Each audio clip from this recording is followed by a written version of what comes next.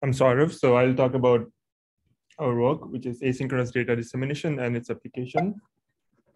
And so before I start, this is a summary of two papers, one with the same name, asynchronous data dissemination at CCS 21. This is a joint work with Jolun and my advisor, log𝑛. And this paper won a best paper runner-up at CCS. We also have two upcoming work. One is balanced Byzantine reliable broadcast with near optimal communication and improved computation at Part C, and a brief announcement on asynchronous verifiable information dispersal. So this is joint work with Nicholas, CC, Ling, Mayank, Jolun, and Haibin. This is actually a merger of three works, and I'll mostly focus on our results on like DRX 2022, which is same as Ling and Jolun. So let's get started. This is the outline. So my talk is very modular. The talk is slightly long, but feel free to ask questions. You can stop anywhere. So I'll first talk about overview. I'll give an overview of our results and then briefly talk about the system model. Then I'll introduce what asynchronous data dissemination is. And then I'll primarily talk about one of the classic primitive, which is reliable broadcast. Then if I have time, I'll talk about balanced RBC and error-free reliable broadcast.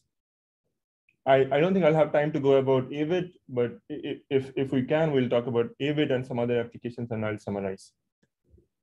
Okay, this is the outline.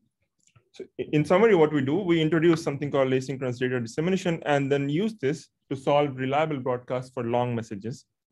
And what reliable broadcast for long messages gives us, RBC is a very fundamental primitive, and this is used in like a verifiable secret sharing, complete secret sharing, distributed key generation, all in asynchronous variant. And throughout this presentation, I'll only focus on asynchronous networks.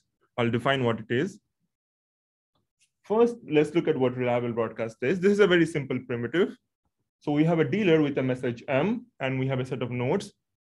And the dealer wants to run a protocol RBC on the message such that at the end of the protocol, every node outputs the same message. So this is the intuitive notion of broadcast that you can think of. Note that simple protocols where dealer simply sends the message to everybody won't work, because if the dealer is bad, it can send different message to different node, and it can possibly send no message at all. So we want something stronger. We'll look at the formal properties later, but this is the definition of RBC, like intuitively. So why we care about RBC so much? Because RBC for long messages has lots of other applications, VSS, CSS, ADKG, and these other primitives has many other applications, such as state machine applications or blockchains. They can also do asynchronous multi-party computation, atomic broadcast protocol, which is basically asynchronous, fully asynchronous blockchain. We can do other bootstrapping like distributed key generation and other things. So in what we get in these set of papers. So in about RBC, the first RBC construction was given by Braca in '84, which is I think about 40 years back. There is a protocol with communication cost of n square m, where n is the number of nodes and m is the message size. And all these protocols tolerate up to 1/3 malicious failure. And this is like an information theoretic secure protocol, only assumes authenticated channel. So Dolev-Rychuk in '82 gave a lower bound on deterministic broadcast protocol that says any deterministic broadcast protocol will require t square communication cost, where t is the fraction of malicious node.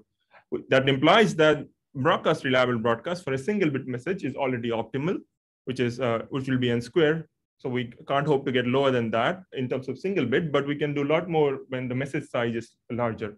Actually, can I ask just the terminology? Can you remind us the difference between reliable broadcast and Byzantine broadcast? Yes. So I'll talk about that slightly more, but reliable broadcast is slightly weaker than Byzantine broadcast. In Byzantine broadcast, you have this strong notion of termination that says after a certain time, everybody should decide and output a message. It could be a bot or it could be some valid message.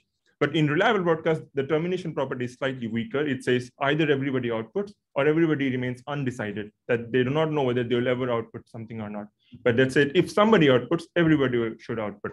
So that's a subtle difference. Like the termination is slightly weaker. And it shows up in situation where where the dealer is bad, you don't need termination, because in asynchrony, you have no way of detecting whether the dealer is slow, because the network delays are unbounded, or there's a malicious leader who never sent anything. So that's why we weaken the termination property. So after 20 years, Cashin and Tesaro gave a reliable broadcast for long messages that has communication cost of n times m plus kappa n square log n. Here, kappa is the size of the output of the hash function, and they only assumed collision-resistant hash function. Then after 15 years, this is a work by Nayak, Ren, and some other folks. Jordan is also there. They give 2 reliable broadcasts for long messages with communication cost of n times m plus kappa n square. But they needed QSD assumption, which is the strong variant of Diffie element assumption, and also decisional bilinear Diffie element assumption with pairings. They also gave an information theoretic error-free reliable broadcast that has this n cube term here. And so what we do in this paper, in the first paper, we get the same communication cost as this, but with only assuming hash functions, collision-resistant hash function. And this problem was open for about 15 years. And in our second paper, we give an information theoretic reliable broadcast protocol that has this communication cost of n times m plus n squared log n, which is almost optimal because for a reliable broadcast of long messages, the lower bound, you can also add n times m in the lower bound because every node has to receive a message. The communication cost will be at least n times the message size. So the second one has lower communication than the one before, right? Yes, yeah. Log n is less than k. Yes, that's right. But this protocol is not so intuitive, and has more rounds. Yeah. So, and key enabler of this results is this primitive asynchronous data dissemination.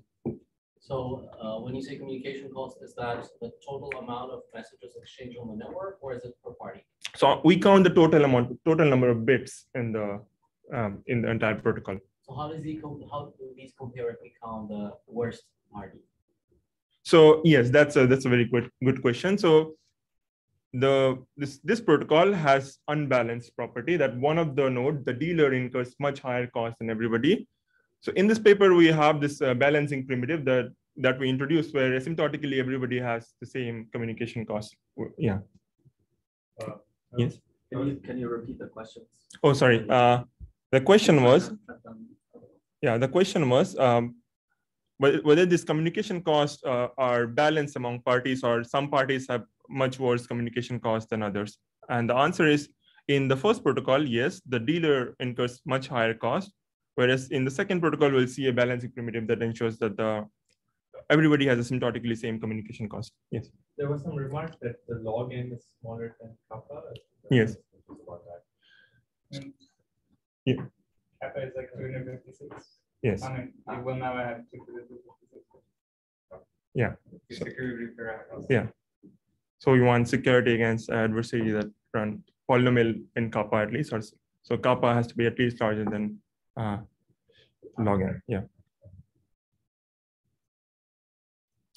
Awesome. So we have some other results on these primitives, but mostly in summary, we can shave off a factor of log n from all these primitives while assuming a weaker setup assumption. And in many of this setting with trusted, I mean like a QSDH or pairings, we knew how to get the better result, better communication cost.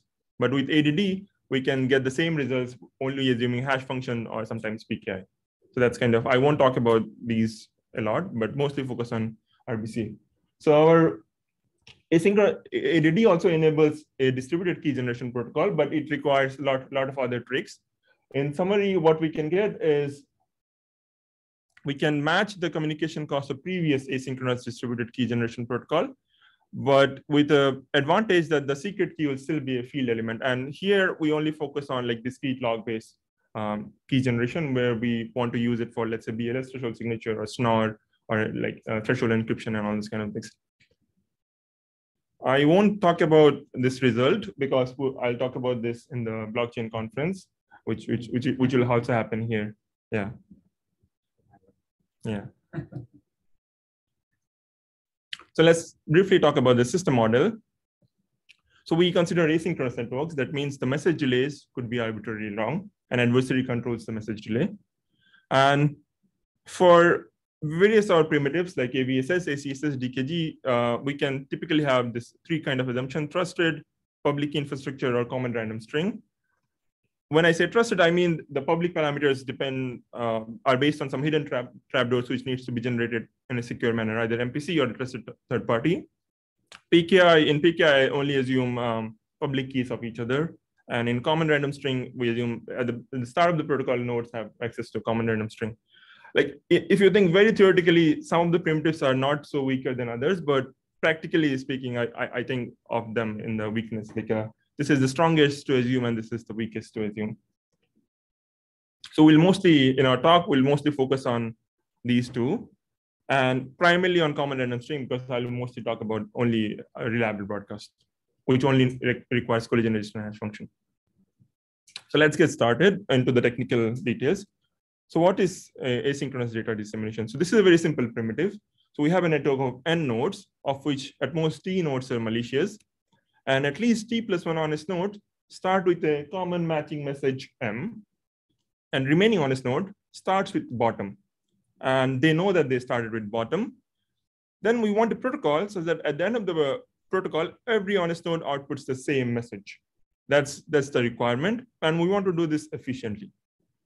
So this is what it looks like pictorially. We have 4 nodes here. The first node, 2 nodes have the same matching message m. And the third node has a bottom. Then we want to run a protocol pi, which is parameterized by n and t, such that every honest node outputs the message. So in this talk, I'll mostly focus on n greater than 3t, but we can also solve this problem for n greater than 2t as well.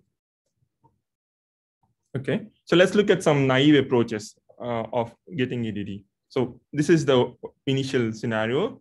We can have a push model where every node that starts with the message send the message to everybody. Node 1, node 2 will do that. But here, the communication cost will be order n square m, because for a single node to send a message, it will incur n times m message communication cost. There is at least t plus 1 nodes, which is order n. So the communication cost will be n square m here, if we do this naive approach. Okay, so this is the push model where nodes that has the data pushes the data across to everybody. We can also have a pull model where node that do not start with the data, they start with the bottom, ask everybody, hey, can you send me the message? That's another approach.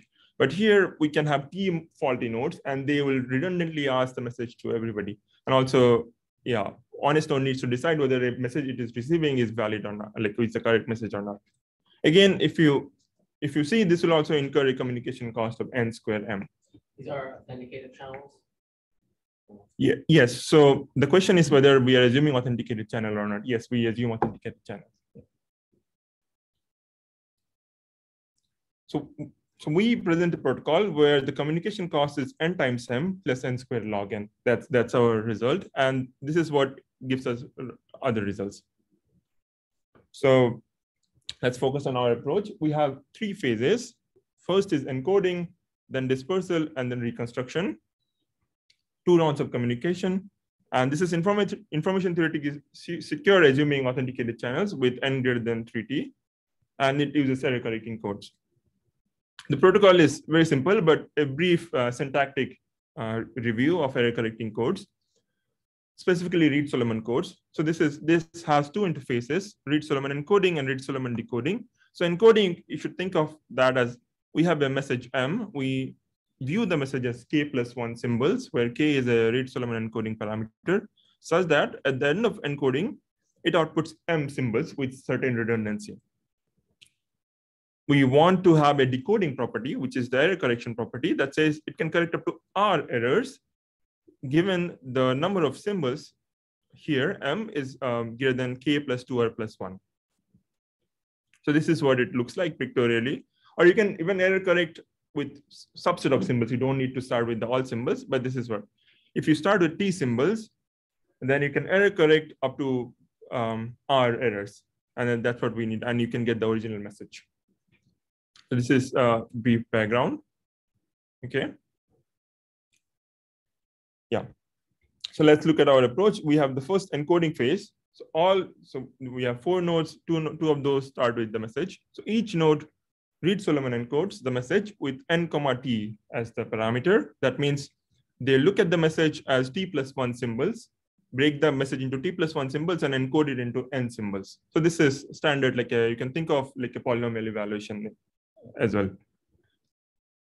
Then the first two node has 4 messages. Now each node will send the ith symbol to the ith node. So node 1 is sending mi to node I. So m2, that means m2 to node 2, m3 to node 3, and m4 to node 4. Similarly, node 2 will also do that. So every honest node that started with the message will do the same. The node that started with bottom does nothing. Then what happens is each honest node sets a mi star, which is same as mi if the node originally started with the message.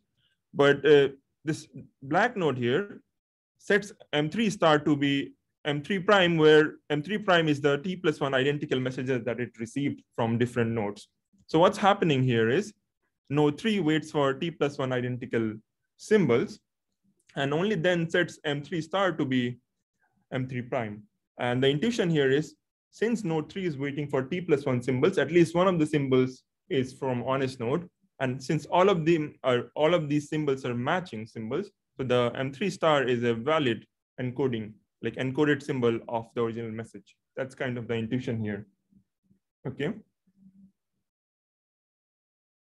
Now we go to the reconstruction phase, where each node simply gossips the mi star that it locally set. And what we do at the end of the reconstruction phase, the nodes that started with the original message will output the same message. The node which did not have the message will read Solomon decode the received symbol and then output the message. So here what we are doing is the first dispersal phase ensures that every honest nodes end up with a valid symbol of the encoded message. Then we simply gossip the symbols so that we have enough valid symbols to decode. So that, and also we can tolerate up to t errors. That's kind of the intuition what's happening here. And this is the asynchronous data dissemination protocol. I'll wait here for like 10 seconds to see if you have any questions.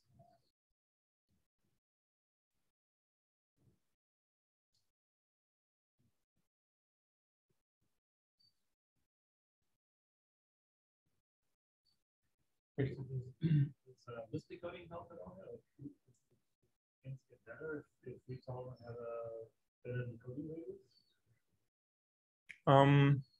Yes. So if Reed Solomon had a better decoding radius, I think you can even tolerate more failures in asynchronous, because in the first step, in the dispersal phase, we just have to wait for t+1 honest nodes. So we can possibly go up to 1/2. Like faulty nodes, because even if the number of faulty nodes is 1/2, t+1 will still be we have honest majority. But here the t 1/3 depends on shows up here, because we can only tolerate up to 1/3 failures in like if we want to do it information theoretically. If we assume hash functions and other things, we can do better, because we don't have to do Reed Solomon. We can do some other Reed Solomon decoding with the consistency check. We first decode and check whether the hash matches. Oh, that's weird. So if you do this decoding, then you use the hash to reconcile. Yes, yeah. So this is a very simple idea, yeah. And so I think why people didn't found the problem is because as a primitive, asynchronous data dissemination is not very useful. Like it needs this peculiar starting condition that t+1 honest node starts with the same message, because there is no no consensus primitive that's defined in that way. You either have everybody starting with some message or one party starts with the message. And indeed, this is the case. So I think we found this as a sub-part of other problem. And when we solve it, we realize this can solve a lot of other things. Okay, so let's look at the communication cost here. In the dispersal phase, the communication cost will be n times m, because each node will incur a communication cost of m. It's encoding the message into a larger message and sending one symbol. So it will be cost of at least linear in the message size. Since there are order n nodes, we'll have nm. And n squared log n is due to this field issue. So since we are doing Reed Solomon encoding, each symbol will be of at least log n bits. That's why we get n squared log n here. The communication cost of first step is nm plus n square log n. In the second step also, each node is simply gossiping one symbol. And that we also get nm plus n square log n. So in total, we get the communication cost of ADD is nm plus n square log n, which is better than n square m that we had previously with naive approaches. There's some sort of, I guess you couldn't even do better in the optimistic case. Like, could there be a protocol that like is O of nm if you find that everybody is honest? I guess maybe even then you would need to communicate back. I don't know. Yeah. So in terms of optimistic case, we implemented this. In implementation, in our implementation, we had this issues. We don't trigger this ADD. So ADD usually shows up as a sub primitive of other things.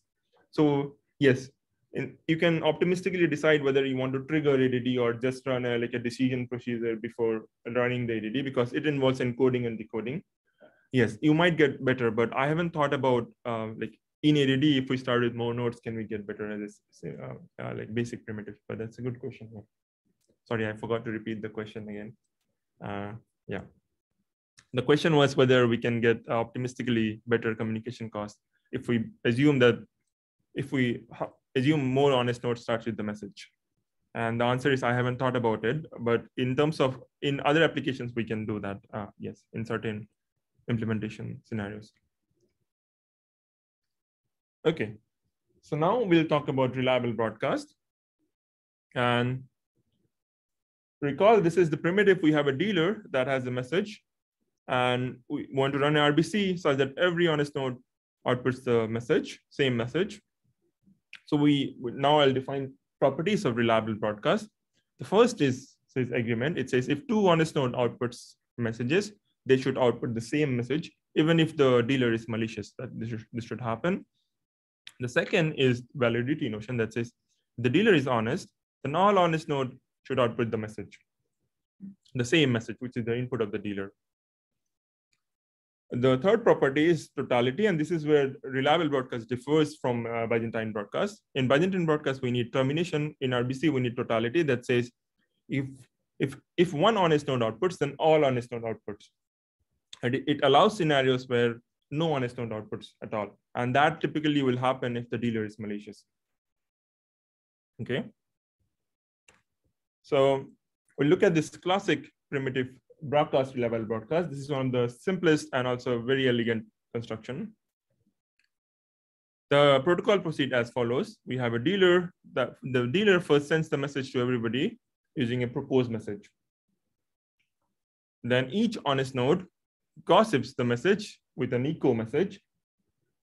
Everybody does that. This is first round of voting. So first we have a proposal, then we have one round of voting to ensure there is no equivocation. That's kind of the main intuition here.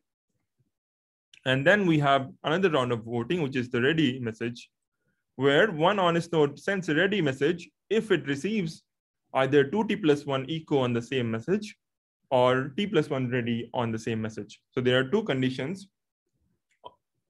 during which one honest node sends a ready message. And everybody does that, and an honest node outputs upon receiving t+1 ready messages on the same message. This is the protocol. And the intuition is the agreement is ensured using this first round of voting, where you have 2t+1 like certificates on the same message. You can ensure there is no equivocation. And you ensure totality by something called ready amplification, which is happening here. Like you send a ready upon saying t+1 ready. I can give you the intuition here. So a honest node decides upon receiving 2t+1 ready messages. That means at least t+1 of those has been sent by other honest nodes, which implies every honest node will receive t+1 ready message, and they will also amplify the ready, and eventually everybody will receive 2t+1 ready messages. That's kind of the idea. I understand like this is a very subtle protocol, but I won't go into deeper, but this is, yeah, I like this protocol a lot. Well, let's look at the communication cost of broadcast RBC. First type is n times m, which is simply the dealer sending a message to everybody. But the voting round, 2 voting rounds, has communication cost of n square m, because everybody is gossiping the entire message.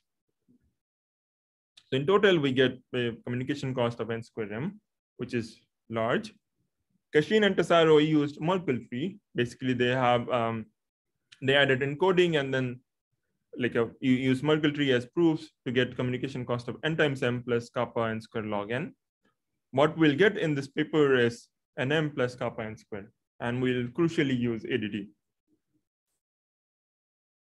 So before I talk about how we construct reliable broadcast, so this is one of the key properties of broadcast reliable broadcast. It says if one honest node outputs, that means at least t plus one honest node sent an echo. This is very crucial. Now we can connect it back to asynchronous data dissemination. Intuitively, it is saying if one node outputs in Braca, that means at least t plus one honest node has seen the same message. Now we can use this to establish the initial condition of ADD.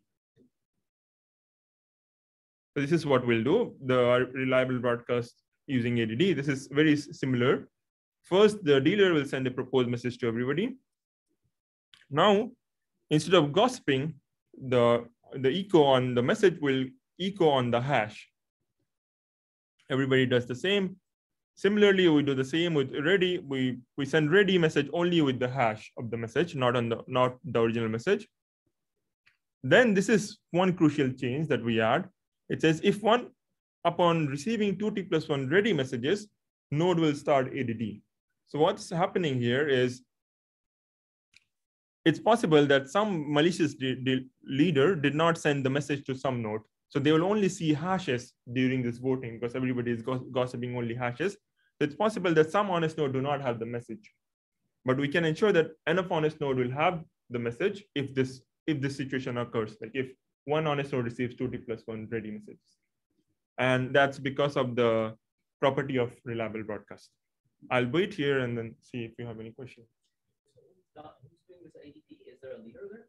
No, ADD is a leaderless primitive. Everybody either starts with the message or bottom. So what we have to ensure is that everybody either decides to trigger ADD or not run ADD at all. So we need some synchronized trigger to do ADD. Yeah. Right. The threshold, the T for this ADD is T or T plus 1 or 2 plus 1? So the threshold for ADD is T, yeah. But threshold for this triggering ADD is 2t plus 1 ready messages. Yeah. Okay. So this is the malicious scenario. We have I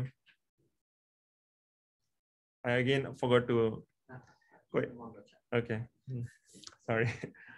So yeah, in case of malicious leader, let's say the leader did not send the proposal to the third node. Others did the echo on the hash. Whoever received the message will send an echo, and everybody will send ready. Then the nodes will either run ADD on the message if they received a matching message during the proposal phase, or they'll start ADD on the bot if they haven't received a proposal from the leader. So what will happen in this scenario? Node 4 will start ADD with a bottom, and others will first locally check whether the message they received from the proposal matches with the hash. And if it does, they'll run ADD on the message. Then we can ensure with the properties of ADD, we have to ensure two things: that if this happens, at least t plus 1 honest node has the message, which will ensure using the property of broadcast reliable broadcast. And then with properties of ADD, we can ensure that everybody will eventually output the message. That's kind of the construction here. Okay, let's look at the communication cost. The first step is n times m. Then we have gossips on hashes, which is kappa n square, because everybody incurs kappa times n, sending a hash to everybody else. So, and we have cost of ADD at the end. So what we get is cost of RBC is nm plus kappa n square plus cost of ADD, which is nm plus kappa n square. Yeah. This is our reliable broadcast using ADD. Okay. Do you have any questions? So is it fair to say that you're replacing the local proof for the Sourav method with the ADD? Yes. Yeah. Yes. Yeah. Exactly. Yeah. Okay. So if you use some randomized protocol, you could have also gotten rid of this kappa n squared, right? But for the deterministic one, kappa n squared part is like the optimal. Kappa n squared is not optimal. The lower bound you can prove is nm plus n squared. The factor of kappa is extra. Yeah, I'm just talking about the n squared part. Yes, yeah.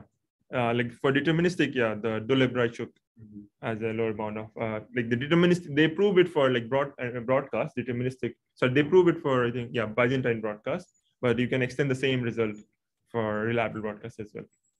Yeah, and this is all deterministic, error-free. Like by error-free, I mean like everybody will terminate with probability 1 if the dealer is honest.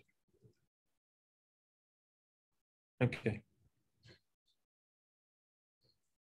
So the round complexity of the protocol I described is 4 plus 2. 4 comes from original broadcast round complexity, and 2 for the ADD. This is 4 because we have this 2 rounds of 2 situations where you can send ready, and if you count the longest sequence, it will be 4. So here we have shown an RBC protocol with 6 rounds, but you can merge the broadcast messaging with ADD messages, and you get a RBC protocol with 4 rounds, like same rounds. I won't go into that construction. I'll suggest you to look at the paper for that.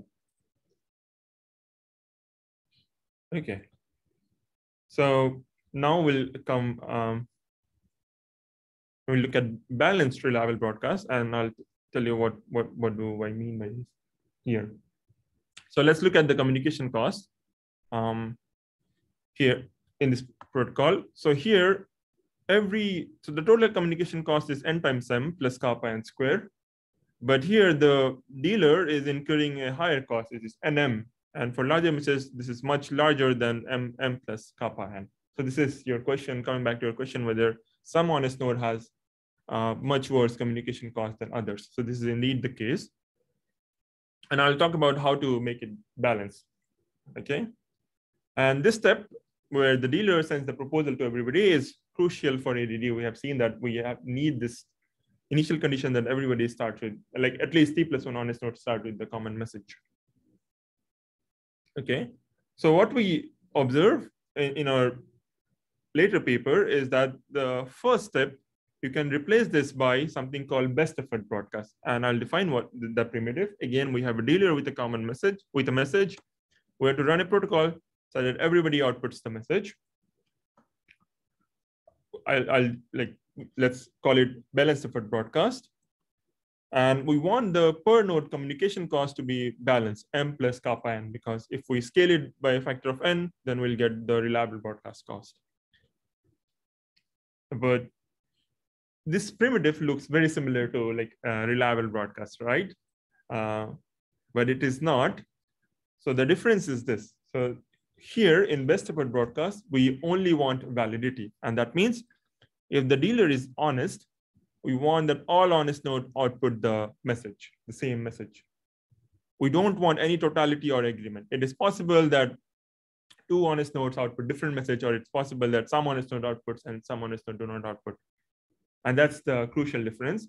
So what happens is we can solve this balanced reliable best effort broadcast in a cheaper way, and the rest of the protocol will ensure the reliable property like totality and agreement.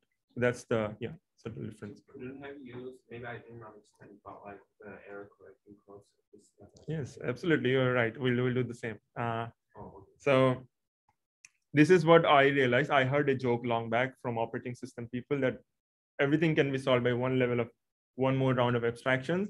Here I realized everything can be solved by adding one more round. So that's what we do. You just add one more round and it'll get solved. Okay, let's look at the protocol again. 3 steps: encode, propose, and gossip. 2 rounds of communication, and this is again information theoretically secure. Uses error correcting codes, and total communication cost is nm plus n squared log n.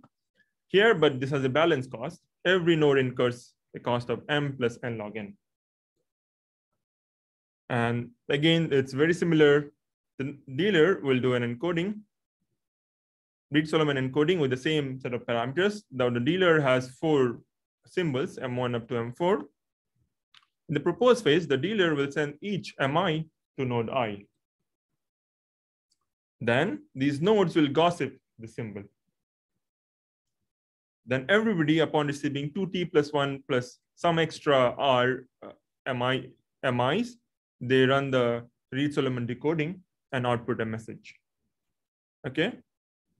Now what happens is if the dealer is honest, then the honest dealer will send correct symbol to every honest node. That means malicious node can only lie in this step, second gossip round. But even if they lie, they cannot ensure that the Reed-Solomon decoding outputs a different message, because all the honest node will send a correct symbol in the gossiping. So in the decoding procedure, we'll ensure enough correct symbols.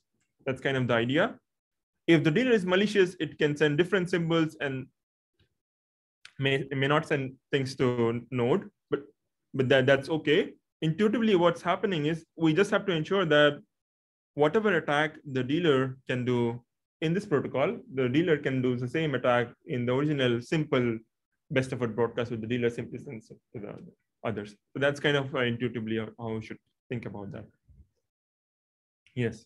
And again, the per node communication cost here is m plus n log n. And the total communication cost will be n m plus n squared log n. So now we look at broadcast, the reliable broadcast from our previous paper, and simply replace the first round of send to all proposed by balanced best effort broadcast. And that will give us, it'll ensure the same communication cost, but this is ensuring a balanced property that every node incurs asymptotically the same cost. Okay. Awesome. I can also go upon error-free reliable broadcast. I'll briefly only touch upon that, what we do. So in all the previous reliable broadcast construction, we have used collision resistant hash function. Now we'll construct an information theoretically one. This has very similar structure, but we do something different. So this is the requirement. First, we do balanced best effort broadcast to gossip the message. Then we use some heavy tool from another paper for Chen 20. So what that paper did, they do it for Byzantine broadcast and agreement, but we can adapt it to asynchrony. And if we look at that protocol for a while, we realize that they are simply establishing initial condition of ADD, and they are doing it in an information theoretic way. So then what we do, you simply run ADD. So this is kind of a very black box construction. And all the primitives, the balanced best effort broadcast is error-free information theoretic. ADD also error-free information theoretic. And this tool is also information theoretic. So we get a RBC protocol, which is nm plus n squared log n, and is information theoretically secure. Is the problem with the number of rounds? Or what? Yes, yeah, it increases the number of rounds here, yeah.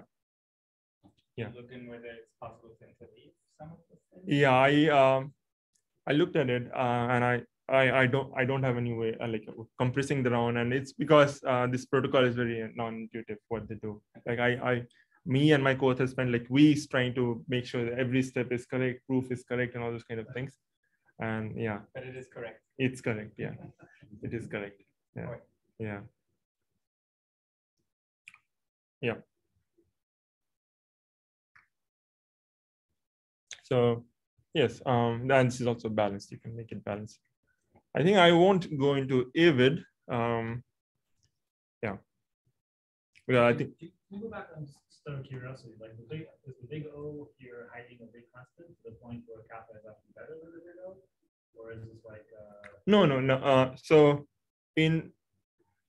So here in the balance case, the big O only hides a factor of about 3 or log n, depending upon what your message size is. If the message is larger, then like a Reed-Solomon encoding only increases the message complexity basis. Yeah, they're also like they have like 4 rounds, but in every round you only send a single bit. So the constant will be about, let's say, 6 or 7, 6n squared or something, 6n squared log n at most, I'd say. So it's not very big. Yeah. Yeah. Do you want me to go into AVID or like okay. Yeah. So AVID is another related primitive. I think David Say also had an AVID paper. I thought I'll just talk about it. This is also, this is the primitive. Now we have a notion of clients and servers. We have a dispersing client that has a message, And the client wants to run a disperse protocol so that at the end of the protocol, every server receives a symbol or some encoded form of the message. You should think of this as like a storage, this, like verifiable dispersal of storage. I have a message, I want to store it into some servers so that I can get like a redundancy. Even if some servers are bad, I can later recover the message. So this is first is the disperse primitive where you send the message to the server, but you don't want servers to you don't want total replication. Then you have this retrieve primitive where a retrieving client can talk to this servers and later recover the original message. Okay. And if you think of, then AVID implies a reliable broadcast where the dealer will first do the disperse and everybody receives a symbol, then every node will retrieve locally. So if you, so first step is the dealer dispersing the message, then each node will call a retrieve for themselves. So every node will output a message. So you can combine AVID, the disperse and retrieve phase to get a reliable broadcast. So AVID has these properties, and intuitively, these are the properties of a storage system, verifiable like storage system, that if you think of that like that. The termination is if the client is honest, then all honest node will finish, all honest servers or nodes will finish disperse and output something locally. Totality means if one honest node finishes the disperse protocol, then everybody will finish the disperse protocol. Availability says if one honest node finishes the disperse, then retrieving client should retrieve some message. And correctness says the dispersing client is honest and had an input M, then retrieving client will also recover the same message. Okay. Yeah, so these are long list of work, but so what we do, so the best prior to this is Disperse Ledger. It's also, I think David says work. They have pretty good AVID protocol, assuming only hash function, where the total communication cost of the dispersal phase is only like a message plus kappa n square, and retrieval phase is m plus kappa n log n. We can shave off a factor of log n again from this primitive. And this is almost optimal.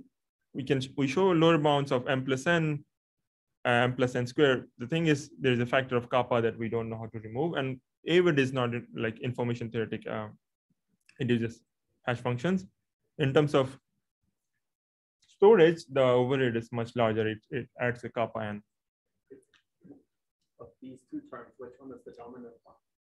And log n. Yeah, so in practice, if you have large messages, the disperse ledger might perform better, even though it has a log n term.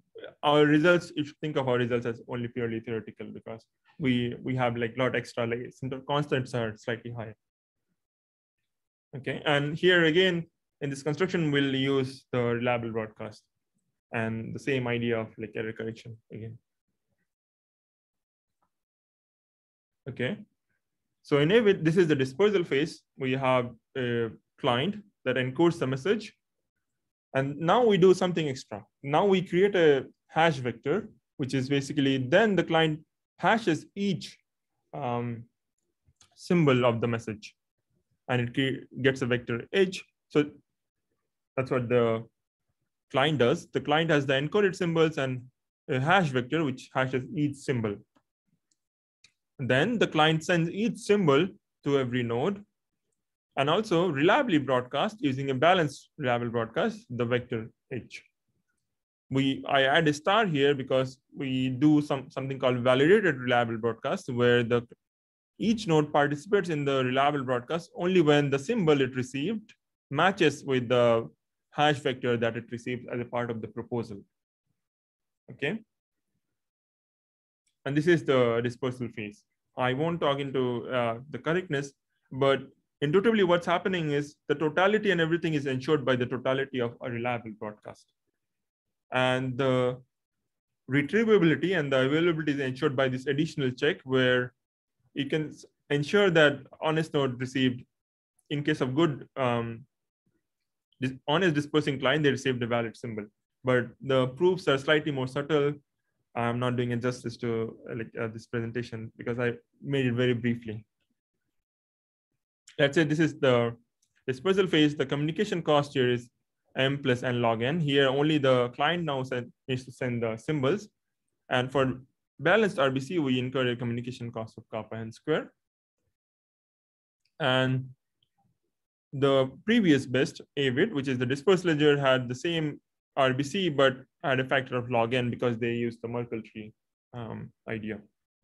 We just get rid of the Merkle tree idea using a longer cross-check sum. But even though it is longer, now we can break it using the balanced RBC protocol. Yeah. In the reconstruction phase, let's say this is a naive reconstruction protocol where everybody sends the encoded symbol and the hash to the retrieving client. And the retrieving client, upon receiving T+1 matching hashes, sets H star to be the matching hash vector. And then upon receiving enough encoded symbol, simply does an erasure decoding and then does a consistency check by checking whether the encoded, it re-encodes the message and takes a hash, which is like component-wise hash, and checks whether it matches with the hash that it received from T+1 nodes. And the idea is if this consistency check passes, then you can ensure everybody will output the same message. Like if multiple retrieving client outputs the message, they will output the same message.